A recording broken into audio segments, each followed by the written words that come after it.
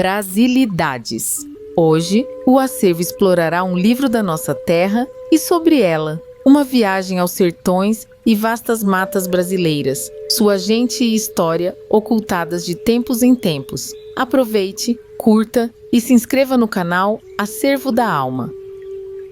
Prefácio da primeira edição. O amor que em minha alma desperta quando diz respeito às belezas delimitadas da minha terra, faz-me, esquecendo a minha incompetência, abordar assuntos para os quais não bastariam anos de acurados estudos. Arrisco a tarefa de entreter a vossa atenção, falando-vos não de assuntos estrangeiros, mas apenas do que é nosso, deste Brasil tão vasto que por si só é quase toda a América Meridional. Terra titânica, de gigantescas dimensões, mas desabitada, quase, onde devido à própria grandeza, uma sensível parte de seus nativos vive em estado de quase primitivismo, esparsa pelos sertões insondáveis e impenetráveis dos nossos mais vastos estados. É deste Brasil que me orgulho, não só porque é imenso e formoso como nenhum outro, mas pelo olhar de interessada ternura com que o namoram os que o atravessam, rio abaixo, rio acima, matas adentro, ocultando-lhe no forte pulsar do coração de que tem a forma física, seus tesouros inesgotáveis, de tudo se dando conta, apenas embrenhados em suas florestas virgens, onde medram fauna e flora de pujança raras. Falar-vos-ei, portanto, patrícios meus, deste Brasil que é nosso, gentes e terras, baseada em trabalhos de reconhecido valor, dos que percorreram rios e selvas em sua maioria estrangeiros, por isso mesmo, juízes insuspeitos e imparciais, sejam eles religiosos ou leigos. A ninguém passa despercebido o intuito, mais ou menos dissimulado, de expedições pseudofilantrópicas, umas científicas, outras sempre acrescidas de engenheiros especializados, mineralogistas e geólogos, com que de toda a parte se pretende explorar este Eldorado, esta nova Golconda sul-ameríndia, que só os seus legítimos possuidores e nativos não prezam nem valorizam. Novos bandeirantes, ei-los que se dirigem afoitos aos nossos sertões bravios, onde a morte os espreita, a cada passo, como a defender-nos deles, sem temê-la se quer tal o afã de certificarem-se in loco das nossas possibilidades petrolíferas, minerais, vegetais, ornitológicas, etnográficas e até de goma pura para chicletes, recendente à baunilha que a nossa tamanqueira produz, e quando tornam aos longínquos pagos, o menos que de nós levam são as pratas lavradas, os móveis de Jacarandá e Paulo Gonçalo, verdadeiras joias dos tempos coloniais, os púlpitos, colunas e balaustradas buriladas arrancadas das pequeninas capelas perdidas pelo interior, por preços de nonada, pois que o ouro há muito se encarregaram de pô-lo nos seguros nossos. Credores. Recordo a conhecida anedota do inglês flegmático e psicólogo que, numa longa baforada, do inseparável cachimbo a cujas volutas de fumaça misturavam-se ressabidos de dissimulado e despeito, respondendo a um dos nossos eternos descontentes: não se amofine, homem. É certo que vocês passam os dias na faina de estragar tudo quanto Deus lhes deu. Mas, à noite, enquanto vocês dormem, ele endireita o que vocês entortaram. E ainda acrescenta alguma coisa mais. Até parece que Deus é brasileiro. Confirmar as palavras do inglês é temeridade a que não me atrevo. Ouso, porém, asseverar, sem receio de controvérsia, que o nosso Brasil é, incontestavelmente, um país privilegiado. E se não for o próprio Éden donde foram expulsos Adão e Eva, é a verdadeira Canaã, a nova terra da promissão. 3 de janeiro de 1929. Homo brasiliensis, primigênios. A extraordinária idade da terra se confirma na remotíssima idade do autóctono. Homo brasiliensis pela documentação paleontológica da Lagoa S. Anta, que demonstra a sua prioridade sobre o homem de Neandertal, Germânia, dos fósseis dos Estados Unidos e de todos os estudados pelos grandes naturalistas antigos e modernos. Os crânios e esqueletos humanos que Lund exumou em sumidouro, de mistura com ossadas de espécimens de mamíferos gigantescos de espécies inteira, mente desconhecidas, foram denominados Platyonyx buckland, Chlamydotherium humboldt C, Majus, Dasypus sulcatus e Hydroquerus sulcidens. Esses crânios se achavam em parte petrificados e em parte penetrados de partículas férreas, o que dava a alguns deles um lustre metálico imitante ao do bronze, assim como a um peso extraordinário. Alguns apresentam estreiteza da testa e mesmo o seu quase desaparecimento, fato também verificado por Rodrigues Peixoto e Lacerda Filho nos crânios procedentes de Santa Catarina, comprovando a existência do Homo brasiliensis em uma época muito recuada, na qual as faculdades intelectuais se encontravam ainda pouco desenvolvidas e contemporâneo das primitivas espécies animais anteriores à atual criação, segundo afirma Lund. Segundo, Atlântida. A ciência histórica divide em 4 grupos as principais civilizações ameríndias. 1. As Nahuatl C. Maia. Central, Me, Dico. 2. As Quechua e Aymara. Bolívia C. Peru. 3. As Tibixa e Quichés. Colômbia. 4. As do Grupo Andino, Istmo, Brasil, Argentina.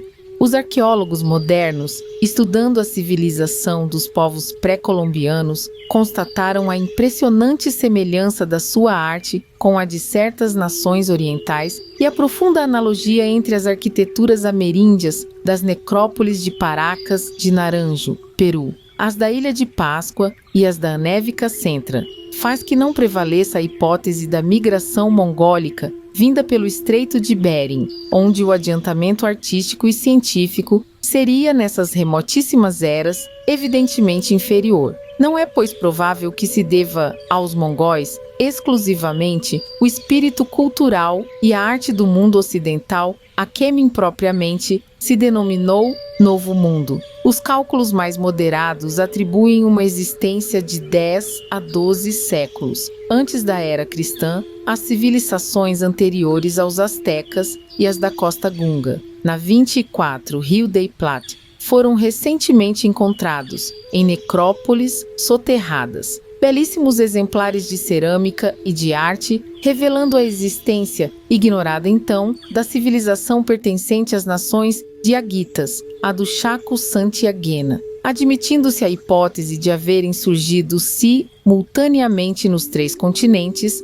torna-se a mesma incerteza em a qual se debatiam os estudiosos do assunto antes das escavações sumárias de Ur, as sírias de Miné el-Beida e as de Mosul, na Mesopotâmia, a construção monumental dos zigurates, a decoração e forma da cerâmica, a concepção do calendário astronômico, os lavores de ouro e bronze mais se assemelham à arte egípcia e à assíria que, ao contrário, parecem inspiradas na dos chimus toltecas, etc., levadas aos antigos continentes em épocas anteriores. Em se tratando das civilizações primevas, onde a história e a lenda são irmãs siamesas, não nos é possível deixar sem referência a discutida Atlântida, a que tão grande mimeiro de escritores antigos, e a ciência hermética dos ocultistas orientais, tão minuciosamente se referem. Se alonga a série de documentos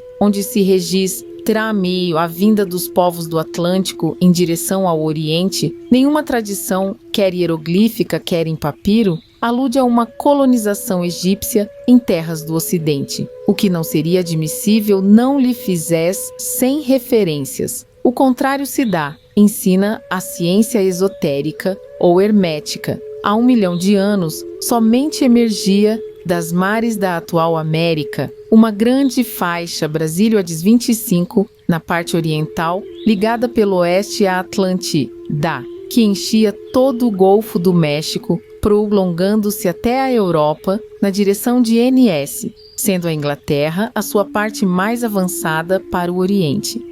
Um braço de mar separava-se a Inglaterra da Mauretânia, banhada ao sul por outro mar. Ombos de hoje é o deserto do Saara. Assim, portanto, a fabulosa e discutida existência de uma região imensa, submersa por pavoroso cataclisma, se tornou fonte inexaurível de hipóteses e dos mais antagônicos comentários, que se vêm firmando pelas descobertas modernas. Ainda mais, há a observar que os egípcios representavam os seus antepassados em suas primitivas decorações murais e na cerâmica imberbes e com a tez vermelha, característica estas das raças autotoías ameríndias. Por sua vez, os desenhos dos pueblos incas, maias, astecas e muiscas se assemelham fisionomicamente aos egípcios, fazendo crer numa origem koinum. Como os egípcios adoravam o sol e em suas construções adotavam o estilo monumental,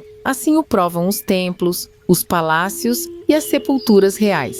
Suas edificações, templos ou observatórios, tinham forma de zicurates babilônicos. Estudando minuciosamente textos antigos em busca da frincha elucidativa, encontram os eruditos estas referências nos melhores autores: Plutarco, Strabo, Macrobus, Eurípides, Dionísio de Mitilena, Homero, Pompônio, Mela e Hesíodo, além de outros historiadores de menor valor. Todos eles aludem a regiões desconhecidas existentes fora do mundo mediterrâneo. Diodoro da Sicília se refere a uma ilha de deslimitadas riquezas, que os fenícios haviam descoberto há muitos dias das costas africanas. Aristóteles escreve sobre uma grande Anitília, há muitas semanas do continente, colonizada pelos cartagineses, que dela tinha tal zelo que puniam com a morte a quem lhe pronunciasse o nome. Plínio, o velho, conta que, no ano 62 d.C., fora aprisionado um barco nas costas da Germânia, tripulado por homens desconhecidos que foram levados à apreensão de Metelo Celer, procônsul das Gálias.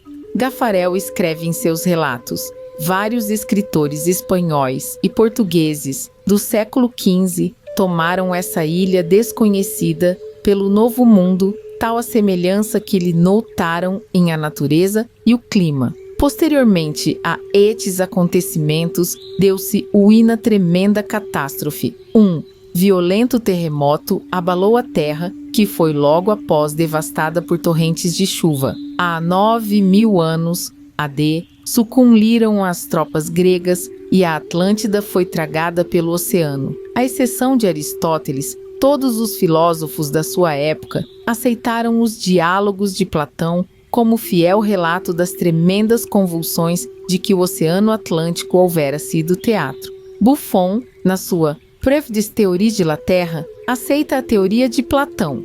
Pode ser que a América tenha sido outrora ligada por uma faixa de terra estreita aos Açores e à Irlanda. Os índios do Orinoco referem-se ao dilúvio como a época de Catena Manoa, a que o Popol Vuh atribui a data, entre 7 e 9.000 antes da nossa era. Os ciclos lendicários do México, conhecidos por Cox, aludem à terrível inundação pré-histórica, como também o Codex Chimal-Pespoca, da Guatemala, chamando Nata ao sobrevivente que no Codex Mavi. No livro de Chilambalam, é Shumaikl do Yucatán. Além das muitas referências encontradas nos Edas escandinavos, nos poemas do Rig Veda, nos livros do Haripurana, no terceiro, livro de Manu, e no Mahabharata, livros sagrados dos hindus, afirmam os dados fornecidos pela ciência iniciática das idades que houve vários cataclismas de importância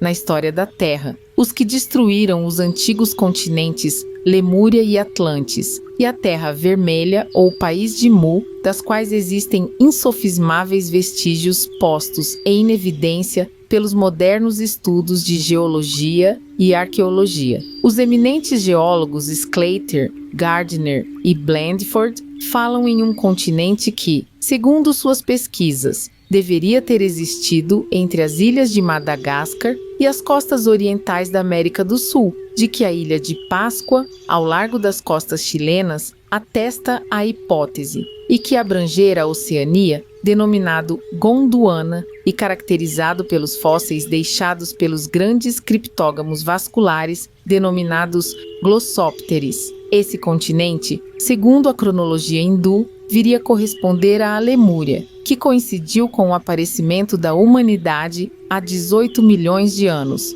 McCulloch sustenta que as inúmeras ilhas dispersas entre a América Central e o Velho Continente são os picos emergentes da Atlântida desaparecida. Essa teoria é hoje muito discutida por grande número de eruditos, mas nos parece perfeitamente justificada pelas provas que se acumularam. Apoiando a teoria de Wegener sobre a deslocação das terras devida a formidável cataclisma, em nosso trabalho, procuramos demonstrar que grande parte do Brasil se deslocara da África, onde os dois recortes se encaixam admiravelmente e os rios coincidem num e noutro continente, o que seria infantil considerar mera obra do acaso. Os sacerdotes druidas narraram a Timogênio, o seu desparecimento, num apavorante cataclisma que mudou o aspecto da Terra. Nenhum estudioso dessas questões ignora que, em remotas épocas, os fenícios, os israelitas e os cartagineses haviam, em suas excursões náuticas e comerciais, aportado a terras muito além das portas de Hércules, Ceuta e Gibraltar. Essas terras longínquas tinham várias denominações: Macarie, Zero Beresail, Ilhas Eliséias, todas com vagas indicações de local, mas que a ciência moderna pretende determinar nas Antilhas, nas Canárias e nos Açores. Rocha Pombo, num artigo publicado em 1933, intitulado O Problema da Atlântida, escreve os seguintes tópicos. Há de então perguntar-se: não haverá alguma relação entre as cordilheiras dos Andes e a Atlântida nos grandes dias da gênese do nosso mundo? Foram sem dúvida comuns cataclismas de tal ordem, isto é, submersões de partes sólidas e correspondentes levantamentos de porções submarinas das vastas massas de crostas, sim deslocadas. Só se conservam estas tradições relativas à Atlântida e também as que suspeitam toda a Oceania como vestígio de um continente submergido. E mais, além continua, Dantisse.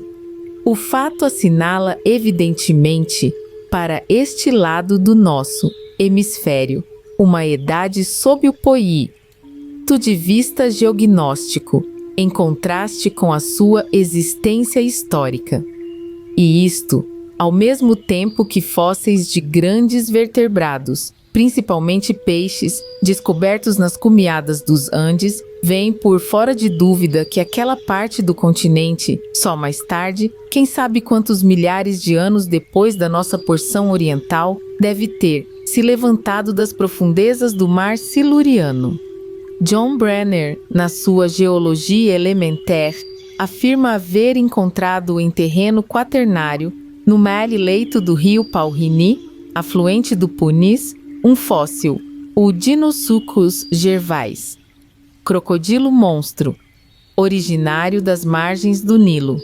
NWO, Jardim dos Deuses, próximo às minas de cobre de Cerro de Passo, Peru, bem no coração dos Andes, existe uma colossal formação rochosa, onde se veem embutidas inúmeras conchas marinhas. Isso prova sobejamente haver sido essa região, em épocas primitivas, um mar interno. A base, excessivamente estreita, do monolito evidencia a erosão tremenda das águas.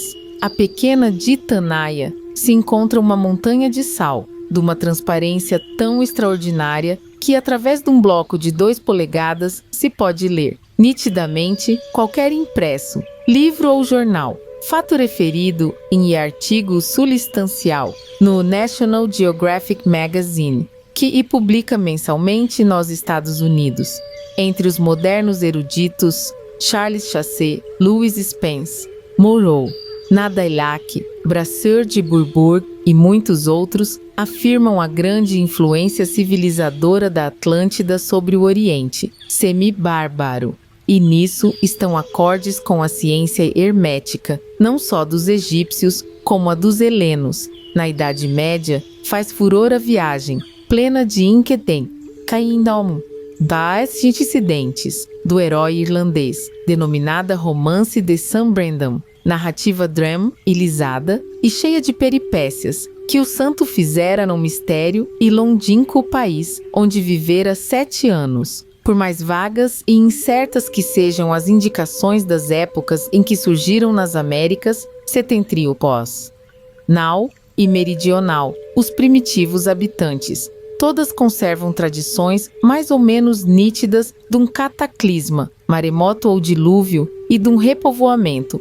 R. Poznansky e R. Müller verificaram que as ruínas de Tiahuanaco datam de 11.500 anos, quando Lima, explosão catastrófica, levantou a Cordilheira dos Andes e o litoral à Colômbia e do Peru, erguendo mais de 3.000 metros a primitiva Tiahuanaco, cujos trabalhos tiveram de ser interrompidos para sempre porque todos os seus habitantes, que não pereceram, abandonaram-na. Por processo diferente, Cabilau conseguiu a confirmação. DC, que há cerca de 9.500 AD, teve irrigar no hemisfério ocidental uma catástrofe cósmica, exatamente na data mencionada pelos sacerdotes egípcios, de Sais. Portanto, temos 2 séries de informações sobre as datas dos cataclismas, uma há 4.000 anos, outra há 10.000 AD, o que nos leva a querer mais de um terremoto, e também nas múltiplas tradições de diversos povos, aludindo à época em que havia 2 luas e à época em que não havia lua. Segundo autores modernos, o dilúvio universal se teria derramado sobre a Terra no ano 756. Mas no que concordam com Platão, rezam as tradições indígenas que o cataclisma se deu, uma época em que o ponto vernal, primavera, se encontrava no signo do Câncer, precisamente ao lado da estrela Y dessa constelação. O astrônomo Filipov coincide em seus cálculos, afirmando que, na data dada por Platão, o céu apresentava exatamente esse aspecto. Moreno, ilustre sábio sul-americano, assegura que, em fins da época terciária, a Patagônia e os Pampas sulinos submergiram devido a formidáveis erupções traquíticas e balsáticas. A primeira leva de emigrante da Atlântida foi formada pelos Cro-Magnon, 25.000 anos antes da nossa era, aglubidos pelos Aurignacianos, 20.000 AD-C a 3, pelos Ílios, 10.000 ED. São estas as épocas atribuídas às principais convulsões terráqueas que alteraram a face da Terra. Das 800.000 anos a que dividiu a Atlântida. 600 anos mais tarde, a que ligou as atuais Ilhas Britânicas à Escandinávia, formando uma só ilha, e dividiu a Atlântida em 2, Ruta, ao N, e Daitia, ao S. 3D, 80.000 anos, o dilúvio universal, que submergiu Daitia e grande parte de Ruta. 4, 964 anos, o dilúvio que submergiu a ilha Poseidon, parte que ficara da de Ruta, e fez surgir os Andes e Tiahuanaco. 5, 3.859 anos, o dilúvio universal de que escapou Noé e com o deslocamento das águas uniu a Líbia ao Brasil. 6, 1.764 anos, o dilúvio de Oxígenes, que durante 200 anos tornou a Atiça deserta, até a vinda de Cécrops, que fundou Atenas e se civilizou os costumes. 7, 1.503 anos, o dilúvio de Deucalião e Pirre A Xenofonte afirma ter havido 5 dilúvios, Moemboide, o de Ogdigis, que durou 3 meses.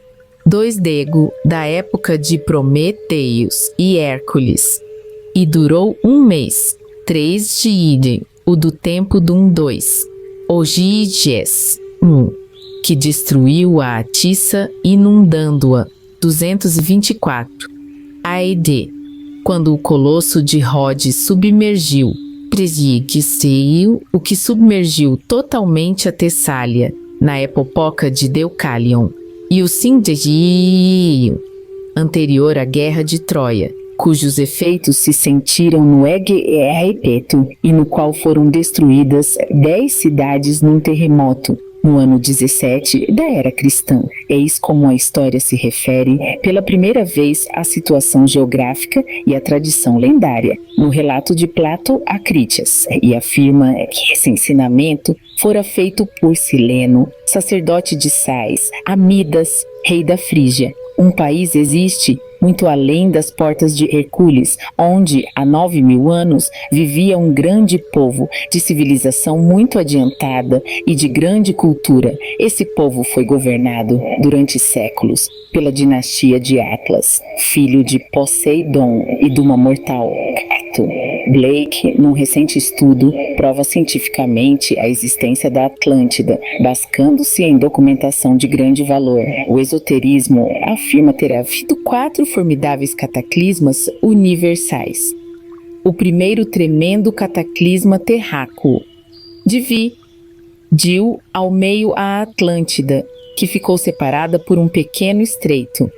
Nessa terrível convulsão telúrica, as ilhas britânicas se ligaram à Escandinávia, formando uma grande ilha isolada. Outra formidável convulsão, 600.000 anos depois, dividiu ainda o que restava da primitiva Atlântida, formando 2 ilhas, a de Ruta, ao norte, e a de Daitya, menor, ao sul. A mesma tradição esotérica ensina que, há 80.000 anos, sobreveio um dilúvio universal, emo qual submergiu, às súbitas, a ilha Daitya, assim como grande parte da ilha de Ruta, que se acha equidistante da América e da Europa. Possivelmente, foi nessa ocasião que a parte O do continente africano, deslocando-se como se girasse num eixo, veio encostar-se à longa espinha dorsal da Cordilheira Andina e formar o Brasil Central,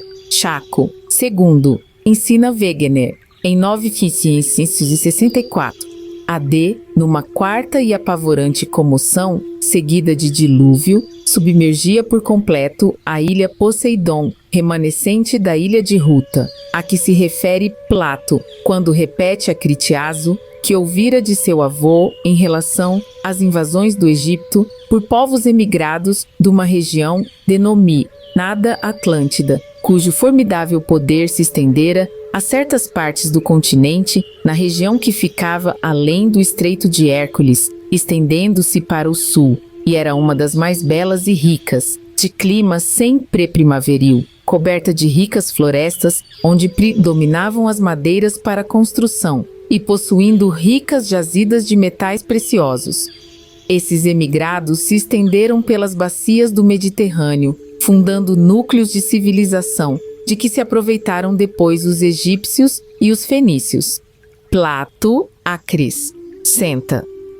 O continente desaparecido era povoado por uma raça de cor vermelha, os Remorhaus, os Tlavatls e os Toltecas, e uma raça de cor Amaci-Hela, os Turanianos, os Semitas, os Mongóis e os Acadas. A raça primitiva foi a dos Remorhaus, homens rudes, de estatura pouco elevada e pele de um pardo avermelhado, pouco inteligentes, haviam descido das terras hiperbóreas, Groenlândia. Os Tlavatls, de pele mais escura e mais baixos, foram substituídos pelos Toltecas, mais inteligentes e mais robustos, que os dominaram. Tinham a tez acobreada e os traços mais finos. Deles descendem não só os Incas, como os próprios egípcios. Os turanianos eram de cor amarela avermelhada, os acadas de cor amarela escura, os semitas e os mongóis de cor amarela. Os turanianos habitaram as colônias de Marrocos, os acadas e os semitas, as terras de que só restam ilhas. Os mongóis eram tribos nômades vindas das altitudes siberianas. Em época excessivamente remota, os gregos tiveram de enfrentar terrível invasão de um povo emigrado de uma ilha maior que a Líbia e a África reunidas. Paul Schliemann escreveu um artigo, Comment je retrouve l'Atlantide, source de toute civilisation, onde extraímos os seguintes tópicos. Dias antes do seu falecimento em Nápoles, em 1899, meu avô Henri Schliemann deu a guardar um envelope lacrado a um de seus melhores amigos, onde se lia o seguinte: este não deve ser aberto senão por um membro de minha família que, sob palavra de honra, se comprometa a dedicar a sua vida às buscas que aí vão sumariamente indicadas. Uma hora antes de morrer, pedindo papel e lápis, escreveu com mão trêmula: adendo secreto ao que contém a sobrecarta, lacrada. Quebre o vaso de cabeça de coruja. Examine o conteúdo. Refere-se à Atlântida, túmulo ao leste das ruínas do Templo de Sais e no cemitério do Vale de Chacuna. Importante, encontrará provas da exatidão da minha teoria. A noite se aproxima. Adeus. E mandou que também este bilhete fosse entregue ao amigo. Ambas as cartas foram depositadas um banco francês. Depois de terminar os meus estudos de muitos anos na Rússia, na Alemanha C, no Oriente, resolvi continuar as buscas de meu ilustre avô. Em 1906, assumi o compromisso que me for imposto e abri a sobrecarta. Continha fotografias, grande número de documentos e o seguinte texto: quem quer que abra este envelope deve jurar solenemente que continuará a obra que deixei inacabada. Cheguei à conclusão de que a Atlântida foi não só um grande território entre a América e as costas ocidentais da África e da Europa, como o verdadeiro berço de toda a nossa civilização. Ponto muito controvertido pelos especialistas. Opinam uns que a tradição não passa de uma lenda poética assentado em bases de indicações fragmentárias sobre um dilúvio há alguns milhares de milênios antes da nossa era. Outros consideram real a tradição, porém sem encontrar provas da sua veracidade. Bom, que o Todo-Poderoso se digne favorecer este trabalho importante. Henri Schliemann. Em um dos documentos havia o seguinte: em 1973, durante as escavações que fazia nas ruínas de Troia, em Hissarlik, descobri, sob a 2 camada do famoso tesouro de Príamo, um vaso de bronze de aspecto singular contendo alguns cacos de argila, diversos pequenos objetos de metal, moedas e objetos de ossos petrificados, muitos dos quais, assim como o próprio vaso, traziam inscrições em hieróglifos fenícios, que significavam do rei Cronos da Atlântida. Noutro documento, letra B, lia-se o seguinte: no ano 1883, vi no Louvre uma coleção de objetos provenientes das escavações de Tiahuanaco, Bolívia, onde descobri cacos de potes exatamente da mesma forma e matéria, assim como objetos de osso petrificado absolutamente iguais aos que havia encontrado no vaso de bronze do tesouro de Príamo. A semelhança não podia ser fortuita. Essa série, porém, não tinha nem inscrição, nem caracteres fenícios. Submetendo fragmentos provenientes de Tiahuanaco a exame químico e microscópico, ficou provado que as duas séries de vasos eram de uma mesma espécie particular de argila, que não se encontra nem na antiga Fenícia, nem na América Central. Fiz analisar os objetos de metal e a análise constatou que o metal era composto de platina, alumínio e cobre, liga que jamais se encontrou em parte alguma entre os vestígios do passado, nem atualmente se faz. Conclui-se que os objetos encontrados em regiões tão distantes e substancialmente iguais têm origem comum. Que dedução tirar daí, senão que vieram do mesmo lugar para pontos diferentes? A inscrição dos que encontrei indicava a origem de Atlântida. Incitado por novo estímulo, encontrei no Museu de São Petersburgo um antiquíssimo rolo de papiro datando do reino do faraó Set, da dinastia 4170 AD, no qual relata uma expedição enviada pelo dito faraó ao ocidente para encontrar vestígios do país Atlântida, donde haviam vindo 350 anos antes os predecessores dos egípcios, trazendo consigo toda a sabedoria da sua nação. Essa expedição voltou ao cabo de 6 anos, dizendo não haver encontrado o povo, nem sobreviventes dele capazes de informá-la sobre a terra desaparecida.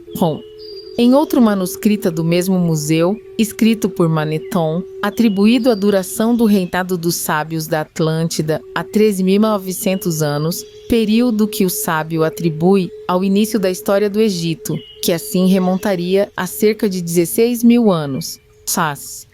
Uma inscrição encontrada por mim nas escavações, junto da Porta dos Leões, em Micena, ensina que Misor, de que os egípcios descendem, era filho do deus egípcio Thot, que era filho emigrado de um sacerdote da Atlântida que se apaixonara por uma filha do rei Cronos e, forçado a fugir, chegou após longas peregrinações ao Egito, construiu o templo em Sais e ensinou a sabedoria da sua pátria de origem. Esta inscrição é tão importante que eu a conservei em sigilo. O a encontrará entre os papéis marcados com a letra D. Uma prancha proveniente das minhas escavações em Troia contém um tratado de medicina de um sacerdote egípcio sobre o tratamento da catarata e dos abscessos das vísceras por meios cirúrgicos. Encontrei a indicação dos mesmos processos em um manuscrito espanhol conservado em Berlim, cujo autor aprendera esses processos com um sacerdote asteca do México, que por sua vez os encontrara em um velho manuscrito maia. Devo, para terminar, notar que nem os egípcios, nem os maias, criadores da civilização da América Central, foram jamais grandes navegadores. Todavia, a analogia entre a civilização maia e a egípcia é tal que não se a pôde atribuir a coincidência, que em tais casos não existe. Resta, portanto, aceitar como verdade a tradição lendária de que existiu outrora um grande continente que ligava o que conhecemos hoje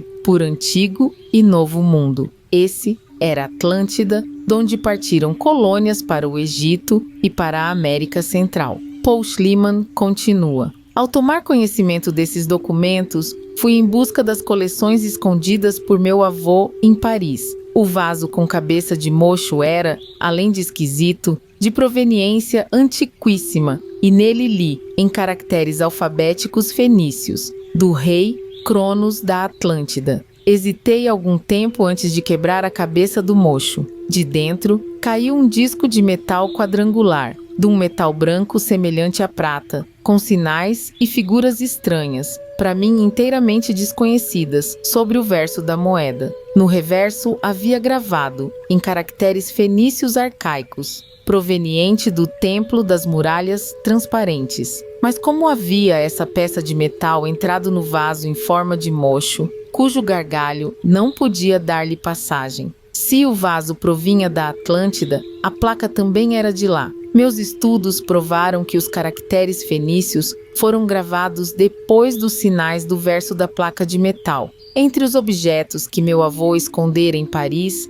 encontrei mais: um elefante de forma estranha em osso petrificado, um anel do mesmo metal curioso da medalha, um vaso evidentemente arcaico, o esboço de um mapa de que o navegador egípcio se servira para procurar a Atlântida. Todos os objetos com a mesma inscrição, Fenícia, excetuando o elefante e as moedas de metal branco. Sem obter resultado em minhas pesquisas nos arredores de Sais, o acaso fez um caçador egípcio mostrar-me uma coleção de moedas antigas que disse haver encontrado no túmulo de um sacerdote da primeira dinastia.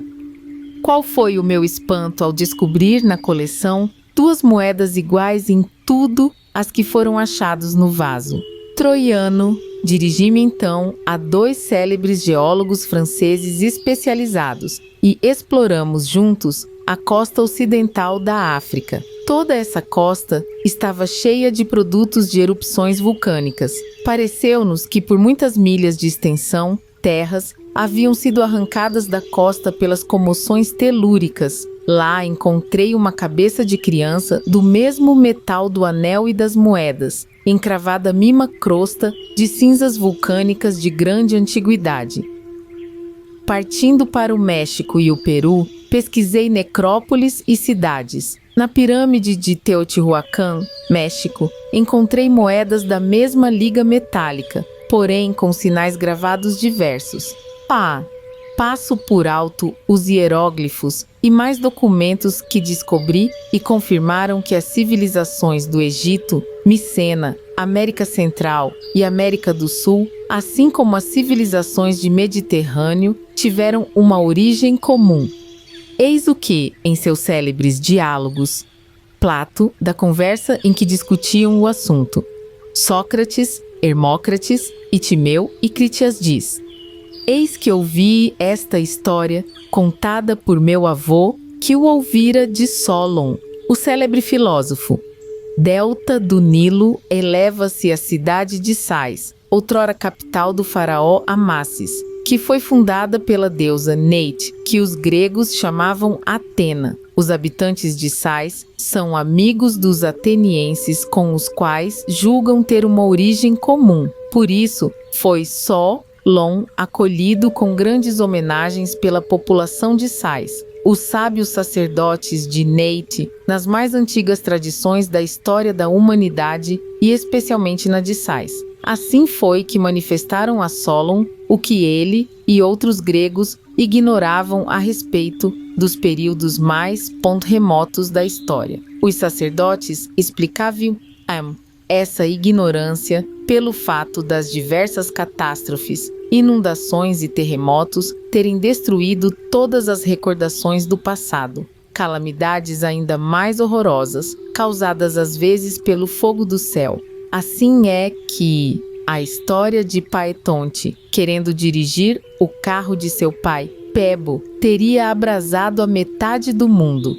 É autêntica verdade, apesar de parecer inverossível. Algumas se dão periodicamente devido ao movimento dos corpos celestes, causando a morte de milhões de seres vivos. Depois desses cataclismas, a humanidade torna a cair na barbárie. Diz ainda Solon: o rei de Poseidones foi Atlas, e seu irmão Gadir foi soberano da parte do país situada perto das colunas de Hércules, Gibraltar, e que se chamou Gadirícia. A Atlântida era um país muito rico e fértil, continha florestas de árvores frondosas, planícies férteis, jazidas de pedras multicores e um metal orichalcum, com o brilho do ouro. O fim trágico dessa civilização foi devido à cólera dos deuses, revoltados diante da soberba dos atlantes e indignados pela prática da magia negra, resolvendo exterminar a raça de pecadores. O vocábulo Atlante é formado da raiz egípcia Atl e do vocábulo Anti, significa altos vales. Ora, a Atlântida era montanhosa ao norte e plana em sua parte central, como atualmente a América Setentrional, com a imensa cordilheira dos Andes, possivelmente corruptela de Antes, e os planaltos de Cusco, Peru, e de Goiás, Brasil. Fundando colônias, os atlantes deixaram seu nome na cadeia de montanhas da Líbia, Atlas. Segundo se lê, no pequeno vocabulário de Bunsen, se encontra nos hieróglifos dos monumentos egípcios grande número de palavras atlantes. Fica, portanto, provada não só a existência da Atlântida, tida por inverídica e absurda, como se confirma haver sido ela a fonte da grande cultura egípcia. Os atlantes se exprimiam em um idioma aglutinante, do qual se formam o guanche e o tolteca. O guanche era ainda usado pelos indígenas das Ilhas Canárias quando os espanhóis as descobriam, e apresenta afinidade léxicas com os idiomas falados pelas nações Nahuatl, Alts e Quechuas, e nos antigos continentes como o trusco e o egípcio. Mumificavam os mortos, arte que os egípcios aperfeiçoaram. Habilíssimos na prática da magia branca, dela se aproveitavam para domesticar as feras, de que se serviam para a atração das suas carruagens. Conheciam um elemento que denominavam vril, talvez a força elétrica, por meio do qual dirigiam naves aéreas que tinham capacidade para transportarem de 80 a 100 pessoas, tal como os modernismos Hindenburgs, que cruzando pela primeira vez os nossos céus, tanto nos maravilharam. Força semelhante ao Aur, a que se refere a Bíblia, ou ao Akasa, dos hindus.